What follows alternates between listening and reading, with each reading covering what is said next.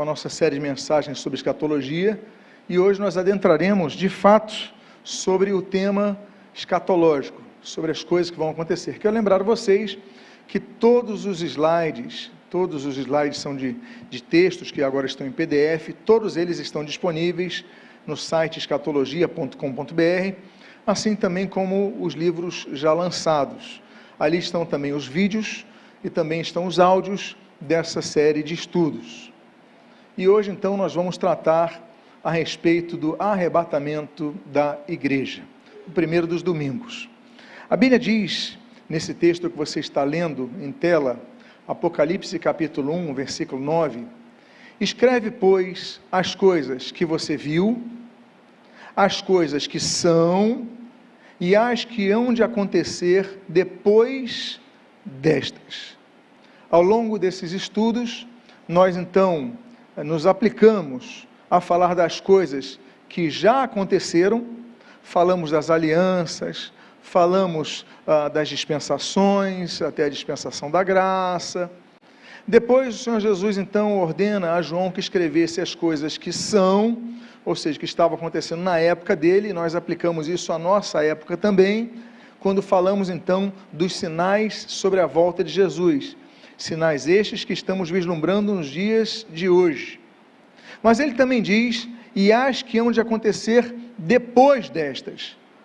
E é sobre isso, sobre essa terceira fase do nosso estudo, que nós adentraremos neste domingo pela manhã. Vamos então fazer uma oração. Pai amado, Deus bendito, havemos de ler, havemos de compartilhar a Tua palavra nesses estudos que tratam das coisas que hão de acontecer, os eventos futuros. O que nós pedimos é que o Teu Espírito fale ao nosso coração e que estejamos preparados para ouvir a Tua voz e para estarmos cientificados de tudo o que vai acontecer nesses próximos estudos semanais. O que nós pedimos, nós fazemos agradecidos em o nome de Jesus. Amém e amém. Pois bem, a promessa da volta de Jesus. Quando Jesus estava no momento próximo à sua assunção, o Senhor Jesus estava então ali dando uma instrução para a igreja.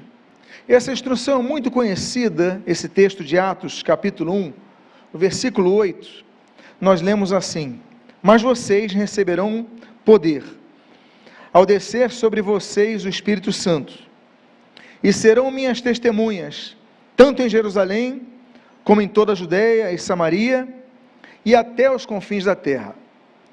Logo depois que Jesus fala isso, veja o que diz o versículo 9.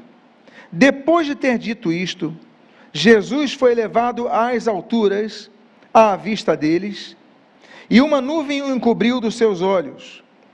E estando eles com os olhos fixos no céu, enquanto Jesus subia, eis que 2 homens vestidos de branco se puseram ao lado deles, e lhes disseram: homens da Galileia, por que vocês estão olhando para as alturas? Este Jesus que foi levado do meio de vocês para o céu, virá do modo como vocês o viram subir. Então nós não podíamos começar o nosso estudo de escatologia sem mencionar o arrebatamento do Senhor Jesus, a assunção do Senhor Jesus, a elevação do Senhor Jesus ao céu. A Bíblia diz, na carta escatológica que o apóstolo Paulo escreve aos Tessalonicenses, a primeira carta aos Tessalonicenses, capítulo 4, versículos 15 a 17, o seguinte: e pela palavra do Senhor, ainda lhes declaramos o seguinte: nós, os vivos, os que ficarmos até a vinda do Senhor, de modo algum precederemos os que dormem, porque o Senhor mesmo, dada a sua palavra de ordem, ouvida a voz do arcanjo, e ressoada a trombeta de Deus, descerá dos céus, e os mortos em Cristo ressuscitarão primeiro. Depois nós, os vivos, os que ficarmos, seremos arrebatados juntamente com eles, entre nuvens, para o encontro com o Senhor nos ares, e assim estaremos para sempre com o Senhor. O arrebatamento da igreja é o ápice, é o ápice da dispensação da graça, a dispensação essa que nós estamos vivendo, o período da graça, a era da igreja. Com o arrebatamento, a igreja é tomada da terra, ela é retirada da sociedade, e aí começa uma nova dispensação, um novo período, uma nova época, denominada dispensação do juízo, quando serão então abertos os selos, falaremos sobre isso posteriormente, mas a igreja não estará nesse período do juízo. Por quê? Porque a igreja terá sido tomada da terra e terá sido arrebatada. E ali então, no momento do arrebatamento, se unirão todos os santos, de todos os locais, de todas as eras, porque ressuscitarão os santos falecidos e se unirão com os santos que estarão vivos por este momento, nessa ocasião, e se tornarão uma congregação unida, que jamais experimentará separação. Então, esse é o momento mais esperado por todos os salvos. Esse é o ápice do desejo do salvo, ser arrebatado por Cristo, quando Ele voltar. Jesus, Ele já tinha feito uma promessa, no discurso no cenáculo, na noite anterior à sua morte na cruz. Ele já tinha então profetizado aquilo que nós lemos em João capítulo 14, nos seus 3 primeiros versos. Ele diz: que o coração de vocês não fique angustiado, vocês creem em Deus, creiam também em mim. Na casa de meu pai há muitas moradas, se não fosse assim, eu já lhes teria dito, pois vou preparar um lugar para vocês, e, quando eu for e preparar um lugar, voltarei e receberei para mim mesmo, para que, onde eu estou, vocês estejam também. Então, logo antes de sua morte, ele falou: eu estou indo, mas eu voltarei para receber vocês. Ele fala isso antes da sua morte. Nós lemos o texto de abertura desse estudo, o momento posterior à sua morte e antes de sua elevação aos céus, e o Senhor Jesus repete mais uma vez essa promessa de sua volta, nas últimas palavras da Bíblia, no final do livro de Apocalipse.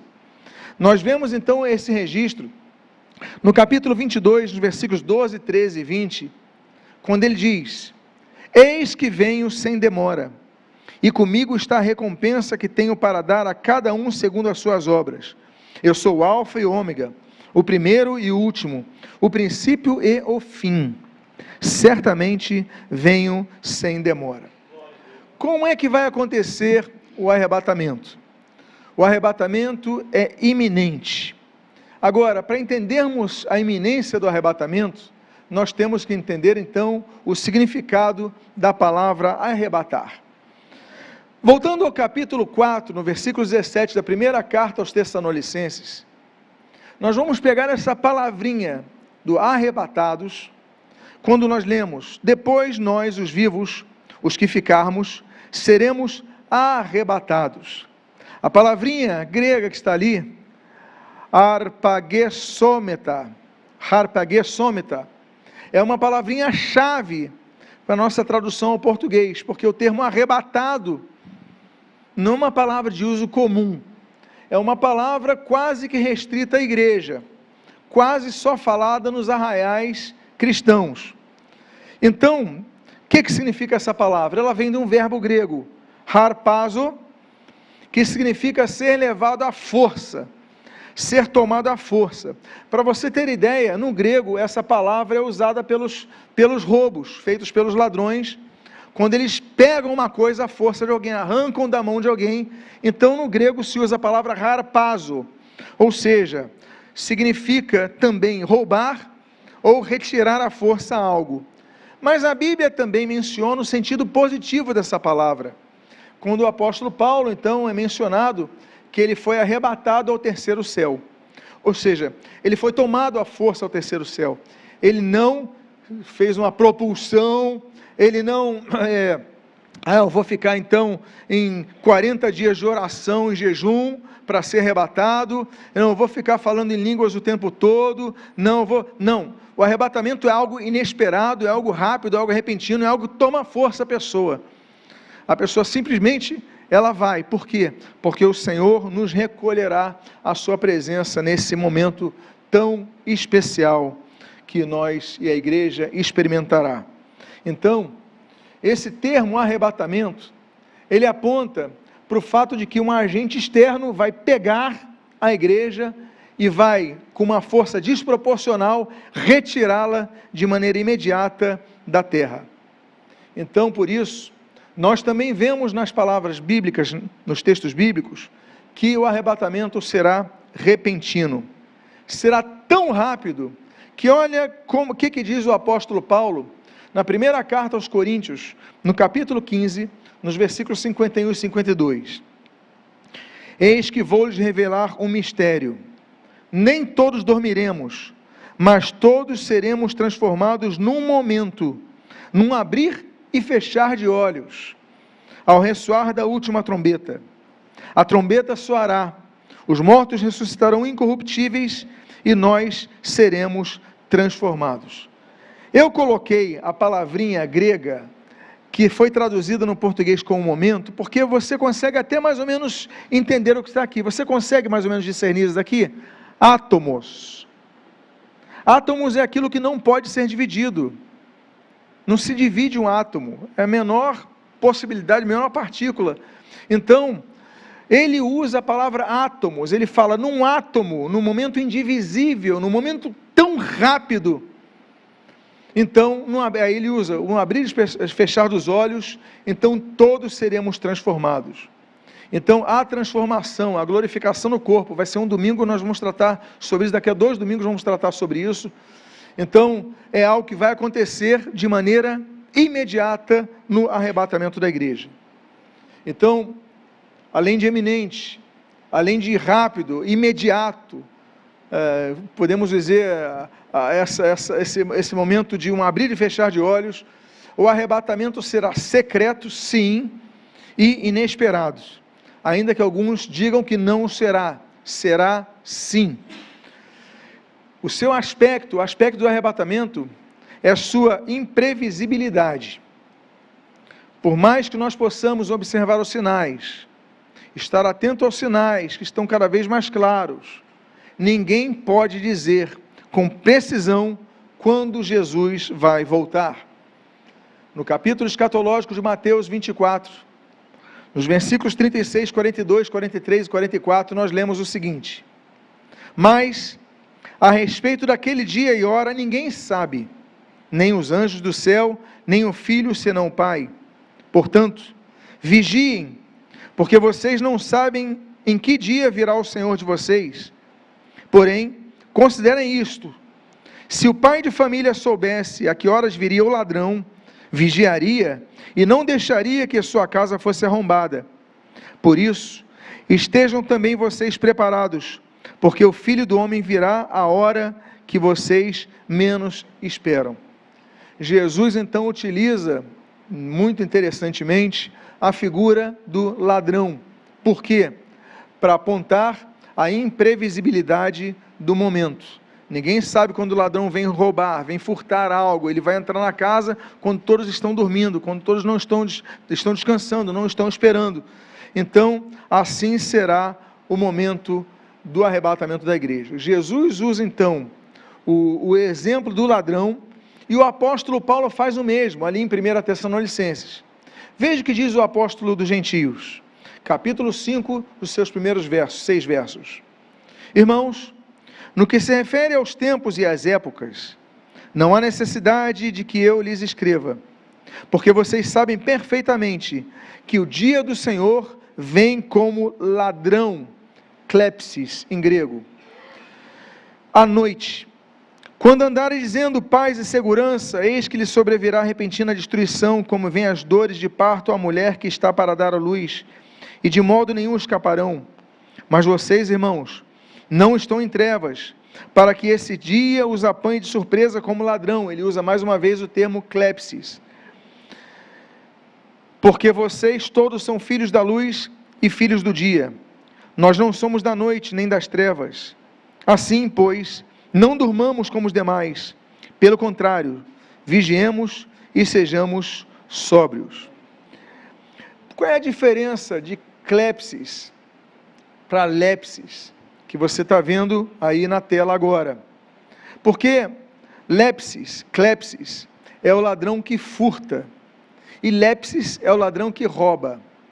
O ladrão que furta, ele furta sorrateiramente sem ninguém notar. Ele vai e pega e ninguém nota. E o lepsis é o que age com violência, é o que aponta uma arma, é o que fala, olha, você se renda e me entregue tudo. Jesus não usa esse termo para a sua vinda, mas ele usa o termo furtivo, ou seja, o que vem escondido quando ninguém espera, e quando você nota, foi roubado em algo. Assim será a volta de Jesus. Então tudo isso, Jesus e o apóstolo Paulo, eles usam esses termos para as seguintes aplicações. Em primeiro lugar, que o arrebatamento acontecerá de forma inesperada, assim como o ladrão usa para furtar. Em segundo lugar, o Senhor Jesus aponta a sua vinda, por esses exemplos, por causa da maneira invisível como o ladrão aparece para roubar. Invisível aparece, mas quando ele surge para roubar algo, ninguém nota. Quando você vê, ele furtou, ele retirou e você não notou. Então, por isso, usa esse termo para mostrar que a volta de Jesus para buscar a sua igreja será para a igreja invisível. E, em terceiro lugar, as perdas que ele ocasiona àquele que não vigiar, então, são notoriamente esclarecidas pelo Senhor Jesus. Ou seja, se você não ficar vigiando, se não ficar atento, o ladrão vem e pega algo de você. Então, são essas três interpretações que nós podemos extrair do uso do termo ladrão. Agora, o arrebatamento será um momento que vai gerar separação.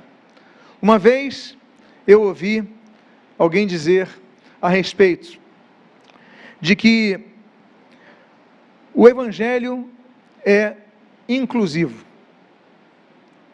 O Evangelho é inclusivo. Meus amados irmãos, eu vou dar uma pausa aqui proposital, se os irmãos não se importam, Vamos dar uma assistência ao irmão. Tudo ok? Amém. Se precisar de algo, por favor, não deixem de dedicar total atenção ao nosso amado irmão. Continuemos então aqui. Uma vez eu ouvi dizer que o Evangelho é inclusivo. Não, porque o Evangelho é inclusivo, o Evangelho não é inclusivo. Essa é uma mentira. O Evangelho é totalmente exclusivo. Jesus, ele diz em João capítulo 14, versículo 6, eu sou o caminho, e a verdade, e a vida, e ninguém vem ao Pai senão por mim. É só através de Jesus. Só a igreja será arrebatada. Os demais ficarão para a dispensação do juízo. Então, meus amados irmãos, de repente, num abrir e fechar de olhos, num piscar de olhos, a sociedade vai ver que milhões e milhões de pessoas terão desaparecido da terra. E o Senhor Jesus menciona isso em Mateus capítulo 24, nos seus versículos 39 a 42. Assim será também a vinda do Filho do Homem. Então 2 estarão no campo, um será levado e o outro será deixado. 2 mulheres estarão trabalhando no moinho, uma será levada e a outra será deixada. Portanto, vigiem, porque vocês não sabem em que dia virá o Senhor de vocês. Então, será um momento de ruptura, será um momento de divisão, famílias serão divididas, filhos subirão, pais ficarão, maridos ou esposas subirão e o seu outro cônjuge ficará, pais subirão, filhos ficarão, será um momento caótico na terra. Todo esse caos que vai acontecer em toda a terra vai gerar um ambiente propício para o surgimento de uma grande liderança que vai pacificar essa ordem. Liderança essa que a Bíblia denomina como anticristo. Então, esse caos vai acontecer, vai ser um momento caótico para a terra. Para nós não, para a igreja não. Vai ser um momento de paz maior, vai ser um momento de glorificação, mas para quem ficar, vai ser um período terrível, como o Senhor avisa. Agora, qual então será a ordem dos eventos relacionados ao arrebatamento? Teremos uma sequência que nós devemos então entender. Em primeiro lugar, a primeira coisa que acontecerá para o surgimento do arrebatamento será o entoar pelo Senhor Jesus Cristo de uma palavra de ordem. O Senhor é o Senhor da igreja, Ele é o dono da igreja, Ele é o pastor da igreja, então Ele tem autoridade para chamar a igreja, Ele tem toda a autoridade como Rei dos reis e Senhor dos senhores e dono da igreja. Então, vai demonstrar sua autoridade através do primeiro momento para acontecer o arrebatamento. Diz o texto em tela, de 1 Tessalonicenses capítulo 4, versículo 16, o seguinte: porque o Senhor mesmo, dada a sua palavra de ordem, então de maneira autoritativa, ou seja, com base na autoridade que ele tem, ele dá uma palavra de ordem, ele dá uma palavra de comando. Então o arrebatamento surge quando o Senhor Jesus declarar esta ordem. É uma palavra de ordem. Segunda coisa, então, que acontecerá nessa sequência de eventos do arrebatamento, será então ouvida uma outra voz. A primeira voz do Senhor Jesus Cristo, a segunda voz será ouvida, será a voz do arcanjo Miguel, que será então outra expressão, que será então ecoada pelos céus. A Bíblia diz, nesse mesmo versículo, na continuação dele, na sequência dele, o seguinte: porque o Senhor mesmo, dada a sua palavra de ordem, ouvida a voz do arcanjo. Eu quero lembrar para vocês que não existem arcanjos, ainda que alguns digam, ainda que alguns hinos toquem arcanjos, não existem arcanjos. Existem anjos e existe o arcanjo. Arcanjo vem de duas palavras, arque, ângelos. Arque significa principal, ângelos, mensageiro. Ou seja, arqueângelos, anjo principal. Só tem um anjo principal que a Bíblia registra, que se chama Miguel. Então, o Senhor Jesus, Ele dá ordem, Miguel ressoa essa ordem aos céus, e aí então, a terceira coisa que acontece no evento do arrebatamento, é que a trombeta divina será tocada. É o terceiro sinal, o ressoar de uma trombeta. Eu quero dizer para vocês, que o povo de Israel, ele quando ia à guerra, ele tocava as trombetas. Nós temos, por exemplo, as trombetas de prata, que a Bíblia menciona. Nós temos o toque do shofar, que foi tocado ali, por exemplo, em Jericó e em tantas outras batalhas. Mas geralmente, as trombetas elas eram tocadas por alguns motivos. Primeiro motivo, convocar o povo para uma assembleia, para uma reunião. Segundo motivo, organizar o povo para uma guerra, e aí quando tocava a trombeta, o povo avançava. Terceiro motivo, para chamar o povo recuar. Eram as utilizações das trombetas nos momentos assim de chamar o povo. Não havia WhatsApp na época, não havia outro tipo de comunicação na época. A comunicação de grandes multidões era apenas audível. Você não conseguia às vezes enxergar o braço se movendo de um líder ao longo da distância, mas as trombetas tocando uniformemente, e conforme o seu toque, as pessoas sabiam o que aquilo representava. Então, o terceiro momento será quando ressoará a trombeta. Essa trombeta, ela indicará que a igreja está sendo convocada. Convocada para uma reunião, convocada para uma assembleia, mas dessa vez no céu. Nós seremos convocados pelo Senhor, ouviremos essa trombeta. Não sei o som, não sei o tom, não sei a nota. Eu sei que nós reconheceremos essa trombeta e a igreja subirá ao ressoar da trombeta. Diz o texto então que nós lemos nesse versículo 16 do capítulo 4 de 1 Tessalonicenses: porque o Senhor mesmo, dada a sua palavra de ordem, ouvida a voz do arcanjo e ressoada a trombeta de Deus, aí então Jesus volta. Todos estando comunicados, Jesus volta para buscar a sua igreja. Quero lembrar a vocês que sempre antes de um juízo, sempre vem o anúncio. O dilúvio não vem sem que antes Noé anuncie. O evangelho é pregado quando o Messias foi anunciado, Jesus veio, Jesus nasceu. Todo o Antigo Testamento profetizando para Jesus, todo de Gênesis a Malaquias, sempre anunciando a vinda do Redentor, Jesus Cristo, desde Gênesis capítulo 3, versículo 15, até Malaquias, no seu último capítulo, falando da vinda do Messias. O Messias vem, e aí então segue-se ao anúncio do Evangelho tão esperado. Então, meus amados irmãos, a volta de Jesus, toda a igreja será convocada, toda a igreja receberá um chamado, e aí então Jesus voltará, como a Bíblia diz nesse mesmo versículo, porque o Senhor mesmo, dada a sua palavra de ordem, ouvida a voz do arcanjo, e ressoada a trombeta de Deus, descerá dos céus. Lembra que nós citamos o texto de João, capítulo 14, a noite anterior, quando Jesus no cenáculo fala para os seus discípulos, olha, eu vou, mas voltarei. Jesus voltará, tocará a trombeta. Jesus então, tendo a igreja sido comunicada, a igreja sentindo o seu momento, a igreja então se encontrará com Jesus. Em quinto lugar então, dos eventos do arrebatamento, acontecerá a terceira fase da primeira ressurreição. Depois vamos falar sobre as ressurreições. 1 Tessalonicenses capítulo 4, no versículo 15 e na última parte do versículo 16, nós lemos o seguinte: e pela palavra do Senhor, ainda lhes declaramos o seguinte: nós, os vivos, os que ficarmos até a vinda do Senhor, de modo nenhum precederemos os que dormem, e os mortos em Cristo ressuscitarão primeiro. Ou seja, vai acontecer, Jesus volta, os mortos são levados, os mortos são tomados. Aliás, uma das palavras, eu usei o termo grego harpazo, vocês lembram que é tomar a força? Um dos termos usados para arrebatamento é raptados, a pessoa tomada à força. Então, nós seremos raptados dessa terra, mas por um bom motivo, não raptados contra a vontade, nem para um lugar que nós não queremos ir, mas é só para a expressão do português, quando é tomada à força. Os mortos em Cristo, então, ressuscitarão primeiro, e acontecerá, então, essa fase da primeira ressurreição.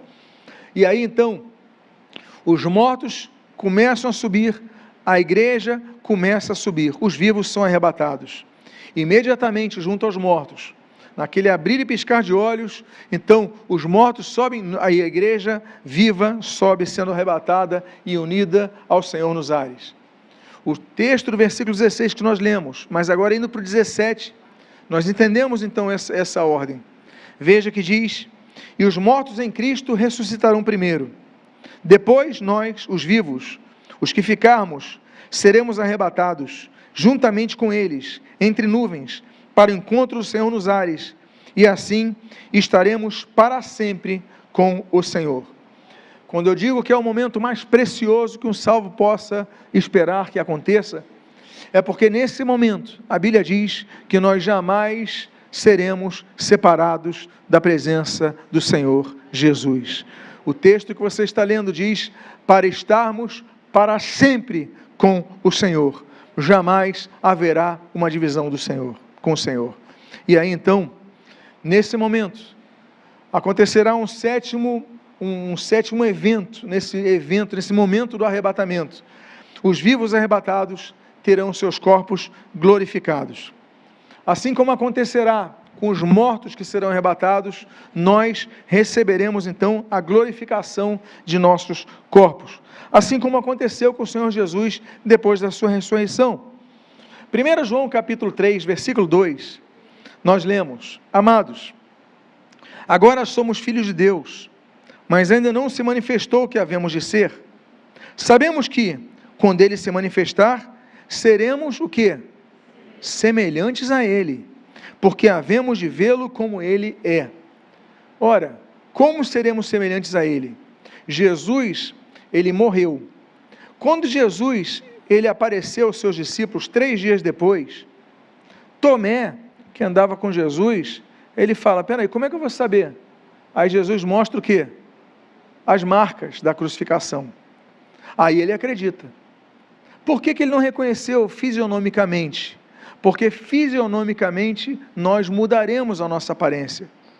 Então, o gestual permaneceu, as marcas de um sacrifício eterno, perpétuo, então, únicos, ficaram com o Senhor Jesus, mas eles não reconheceram 3 dias depois de estar com Ele, porque nós seremos glorificados. Sobre isso, trataremos daqui a 2 semanas.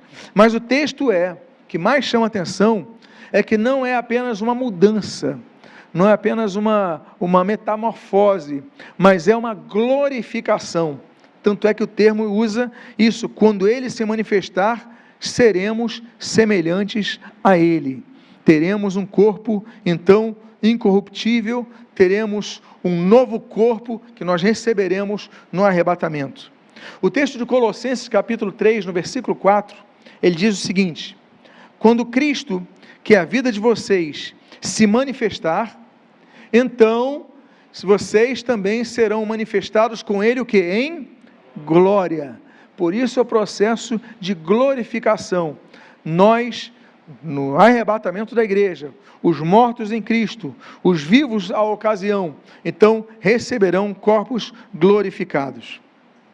Agora, caminhando para a última parte do estudo desta manhã, o arrebatamento da igreja vai acontecer em 2 fases.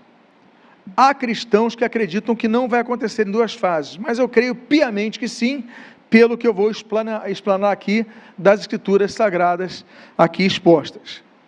Bom, em primeiro lugar, eu uso um texto que o apóstolo Gentios, ele vai colocar fazendo uma divisão em 2 partes. Tito capítulo 2, versículo 13, ele diz o seguinte: aguardando a bendita esperança e a manifestação da glória do nosso grande Deus e Salvador, Cristo Jesus. Ele faz uma divisão, ele não junta os 2 numa ideia só, são 2 eventos que ele coloca aqui: aguardando a bendita esperança e a manifestação da glória do nosso grande Deus e Salvador, Cristo Jesus. Muitas profecias bíblicas apontam para 2 momentos distintos do retorno de Jesus. A primeira fase do retorno de Jesus é a fase que Jesus vem de maneira invisível para buscar a igreja. A segunda fase de Jesus, que vai acontecer no final do período do juízo, 7 anos depois, contados os 7 anos da terra, então ele volta com a igreja de maneira visível. Então, Jesus vem arrebatar a igreja de maneira visível. Aí nós começamos no céu as bodas do Cordeiro, na terra começam os juízos. 7 anos depois, Jesus volta com a igreja. Jesus arrebata a igreja para levar a igreja. Depois Jesus vem para a terra e volta com a igreja para implantar o reino na terra.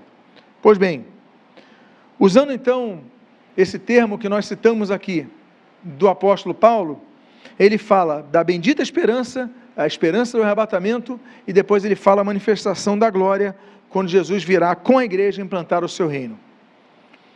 Essas 2 fases, então nós já citamos aqui, tem um período, quando a igreja sobe, e depois, entre a igreja subir, no arrebatamento, e a igreja voltar com Jesus, nós temos na terra um período que a Bíblia chama de grande tribulação, que é o cumprimento do que a Bíblia chama da 70ª semana de Daniel, que depois estudaremos. Agora, vamos analisar então a diferença dessas 2 fases da volta de Jesus, a primeira fase e a segunda fase.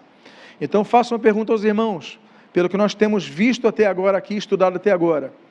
A volta de Jesus se dará em quantas fases?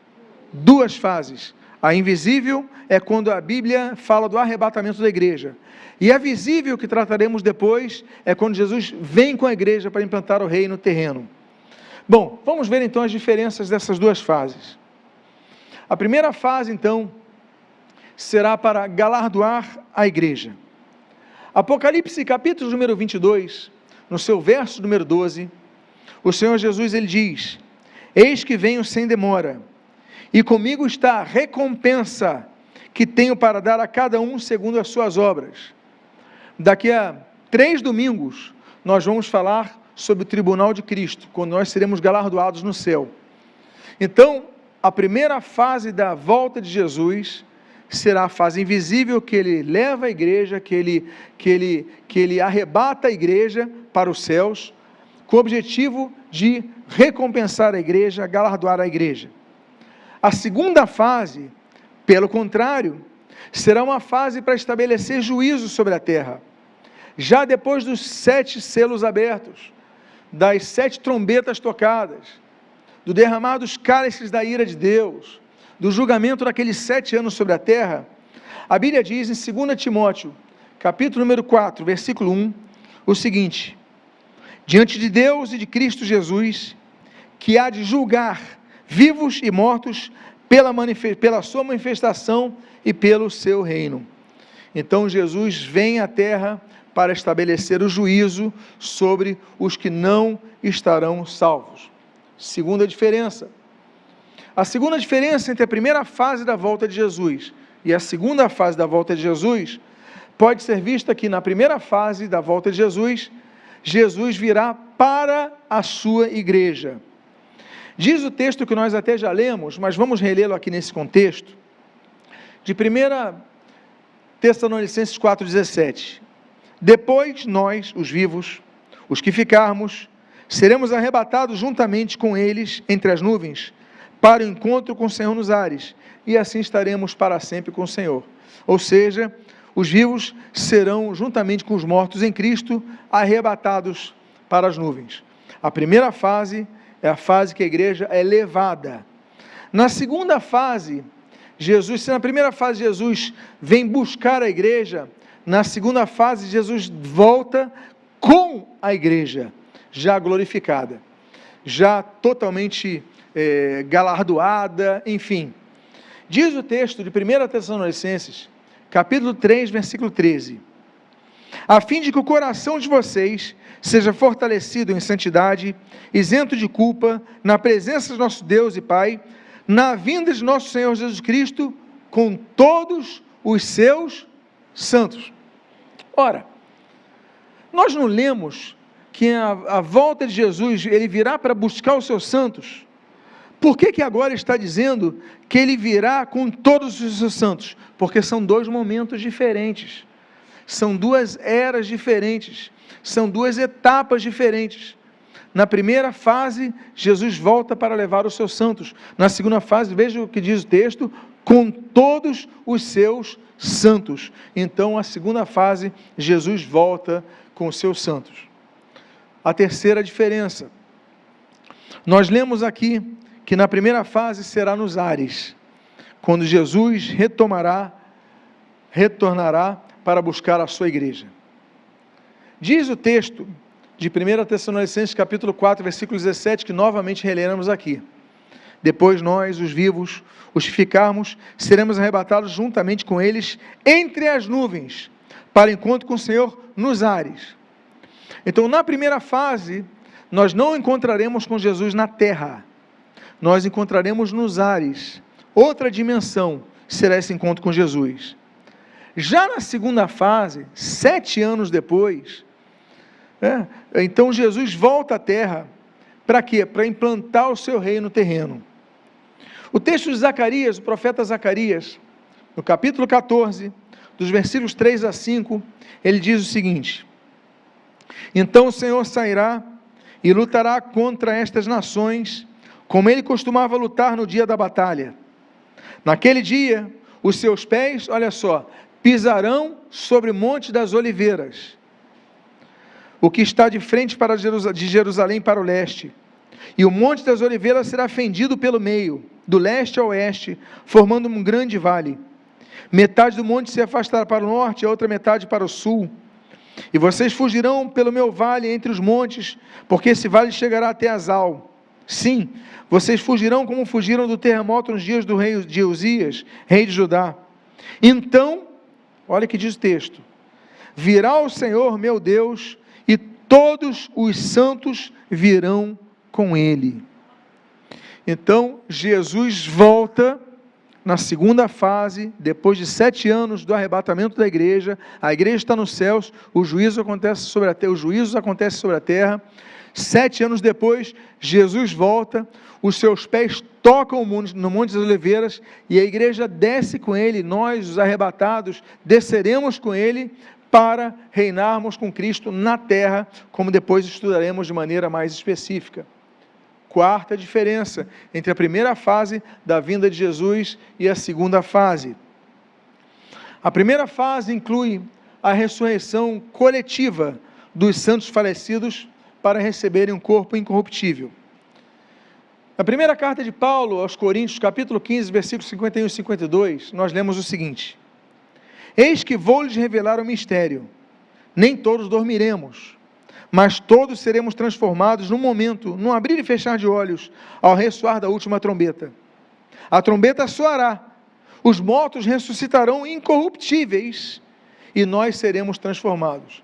Então veja o que diz: os mortos vão ressuscitar incorruptíveis. Ora, os mortos têm os seus corpos corruptíveis, foram corrompidos, viraram poeira, ossos, estão corrompidos, mas eles subirão incorruptíveis, já glorificados, e o texto diz, e nós seremos transformados. Eu citei para vocês, não é uma mera transformação, é uma transformação em glorificação, seremos como ele. Filipenses capítulo 3, nos versículos 3 e 20, nós lemos o seguinte: pois a nossa pátria está nos céus, de onde também aguardamos o Salvador, o Senhor Jesus Cristo, o qual transformará o nosso corpo de humilhação para ser igual ao corpo da sua glória. Olha que texto forte, olha que texto elucidativo. Ele transformará o nosso corpo de humilhação para ser igual ao corpo de sua glória. Por isso nós falamos que receberemos um corpo distinto, um corpo totalmente diferente. A nossa mente, nós usamos hoje talvez um recurso de 3 a 10% da nossa capacidade intelectual. Nós teremos um corpo glorificado, podemos expandir isso ao máximo. Hoje nós temos essas diferenças, nós teremos algo amplificado. O Jesus se apresenta numa casa, de repente some daquela casa, o corpo já não o limita, nosso corpo já não será limitado, falaremos sobre isso daqui a 2 domingos, mas então passaremos de um corpo de humilhação para o corpo igual de sua glória. E aí então, na segunda fase, os santos virão do céu, assim como Jesus vem do céu, os santos virão do céu, já com seus corpos glorificados. O capítulo 5 de 1 Tessalonicenses, capítulo 3, versículo 13, diz assim: a fim de que o coração de vocês seja fortalecido em santidade, isento de culpa, na presença de nosso Senhor e Pai, Deus e Pai, na vinda de nosso Senhor Jesus Cristo, com todos os seus santos, ou seja, viremos glorificados. Uma quinta, penúltima diferença, sobre a qual trabalharemos aqui nesta manhã, entre a primeira fase da vinda de Jesus e a segunda fase da vinda de Jesus. O acontecimento, o arrebatamento, este acontecimento, será tão rápido que não será visto pelos que não forem arrebatados. De repente as pessoas vão sumir. A Bíblia diz, em 1 Coríntios, capítulo 15, no versículo 51 e 52, o seguinte: eis que vou lhes revelar um mistério, nem todos dormiremos, mas todos seremos transformados num momento, num abrir e fechar de olhos. Nós já citamos isso, ao ressoar da última trombeta. A trombeta soará, os mortos ressuscitarão incorruptíveis e nós seremos transformados. Então, será a primeira fase da volta de Jesus, será imediata, um abrir e piscar de olhos, será um átomo, será indivisível, será algo tão rápido que ninguém, cadê fulano, cadê ciclano, cadê minha esposa, cadê meu marido, cadê meu filho, cadê meu pai, cadê minha mãe, cadê meus primos, cadê meus amigos, cadê fulano? Todo mundo sumiu de repente. Essa será a característica da primeira fase da vinda de Jesus, que é o arrebatamento da igreja. Na segunda fase da vinda de Jesus, ela vai ser noticiada, vislumbrada, observada, distribuída nos canais de comunicação, nas TVs, nas redes sociais, nos aplicativos, será mais demorada. E a Bíblia diz então como isso acontecerá. Eu volto a citar o texto de Atos capítulo 1, versículo 9 a 11, que diz: depois de ter dito isso, Jesus foi elevado às alturas, à vista deles, e uma nuvem o encobriu dos seus olhos. E estando eles com os olhos fixos no céu, então eles estão vendo Jesus subindo, estão vendo as nuvens encobrindo Jesus. Isso não aconteceu no abrir e fechar de olhos. Isso está sendo um acontecimento que está sendo notado publicamente. E estando eles com os olhos fixos no céu, enquanto Jesus subia, eis que 2 homens vestidos de branco se puseram ao lado deles e lhes disseram: homens da Galileia, por que vocês estão olhando para as alturas? Esse Jesus que foi levado do meio de vocês para o céu, virá do modo como vocês o viram subir. Diz o capítulo 24 de Mateus, nos versículos 29 a 30, o seguinte: logo em seguida a tribulação daqueles dias, então estamos falando aqui dos 7 anos da grande tribulação, que vai acontecer na terra. A igreja vai ser poupada disso, mas os que ficarão vão perceber tudo isso. Então, logo em seguida a tribulação naqueles dias, o sol escurecerá, a lua não dará mais a sua claridade, as estrelas cairão no firmamento, e os poderes do céu serão abalados.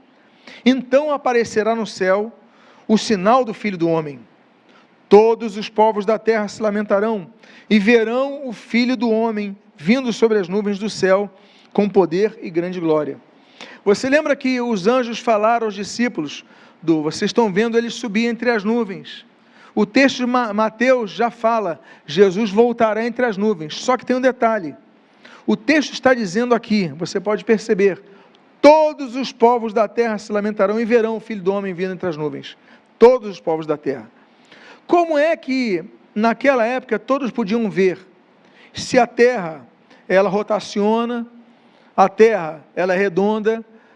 Então você não consegue ver o mesmo evento nesse local como você se estivesse no Japão, por exemplo, na China, vendo, não tem como. Mas qual é a única forma que nós vemos que todos os povos verão o mesmo evento? Através das redes sociais, através da TV, através da comunicação imediata que é hoje. Ao que acontece nesse momento, todo mundo já está sabendo. Todo mundo já está, olha, você viu o que aconteceu, então todo olho verá aquele acontecimento, que Jesus voltará em Jerusalém, os olhos já estão em Jerusalém, todos os olhos já estão em Israel nos dias de hoje, então ele vai pisar no Monte das Oliveiras, todo olho verá, e as pessoas vão se lamentar. Por quê? Porque perceberão que chegou o momento final. Apocalipse capítulo 1, no versículo 7, a Bíblia diz: eis que ele vem com as nuvens, mais uma vez citando as nuvens, e todo olho verá, até mesmo aqueles que o traspassaram, e todas as tribos da terra se lamentarão por causa dele, certamente, amém. Ou seja, Apocalipse inicia a sua revelação mostrando que todo olho vai ver esse evento, assim como todo olho acompanha notícias importantes, no exato momento, eles vão ver esse momento. E por fim, finalizando o estudo desta manhã, nós temos então a sexta e última diferença entre a primeira fase da volta de Jesus, que é o arrebatamento da igreja, quando ele vem buscar a sua igreja para ficar no céu, e depois de 7 anos a igreja voltará, e a segunda fase é que na primeira fase não existe nenhuma menção da implantação do reino de Cristo na terra, menção esta que há na segunda fase do arrebatamento. A Bíblia diz, em Mateus capítulo 25, nos versículos 31 e 34, quando o Filho do Homem vier, na sua majestade, e todos os anjos com ele, então se assentará no trono da sua glória. Jesus já está sentado no trono, ele está falando então, mas se ele se assentará no trono da sua glória, então, que trono é esse? É outro trono. Então o reino dirá aos que estiverem à sua direita: venham benditos de meu Pai, venham herdar o reino que está preparado para vocês desde a fundação do mundo. Então nós já falamos sobre isso, os aspectos distintos do reino, o reino espiritual e o reino terreno. Depois vamos dar um estudo só sobre a diferença entre ambos, mas então Jesus virá com a igreja, com todos os santos, virá com todos os anjos e implantará o seu reino na terra. Agora, nós falamos muito sobre a grande tribulação hoje, que é o momento do juízo, que é o início da dispensação do juízo, que começa com o arrebatamento da igreja. Arrebatamento da igreja, a igreja é tomada aos céus. Duas coisas vão acontecer nos céus, que nós vamos estudar. Vão acontecer o tribunal de Cristo e as bodas do Cordeiro. Durante isso, na terra, vai acontecer o período da grande tribulação. E aí então, no próximo domingo, nós veremos, e o nosso tema será, ainda o arrebatamento da igreja, mas explicitaremos pelas páginas bíblicas, que a igreja não passará pela grande tribulação. Nós que seremos arrebatados com o Senhor, nós não experimentaremos os juízos da grande tribulação. Que Deus possa ter abençoado a sua vida e que siga te abençoando no estudo da sua palavra de maneira rica e abundante, em nome de Jesus. Amém, queridos? Próximo domingo, continuaremos então a falar sobre esse evento. A igreja não passará pela grande tribulação. Fiquemos de pé, vamos orar.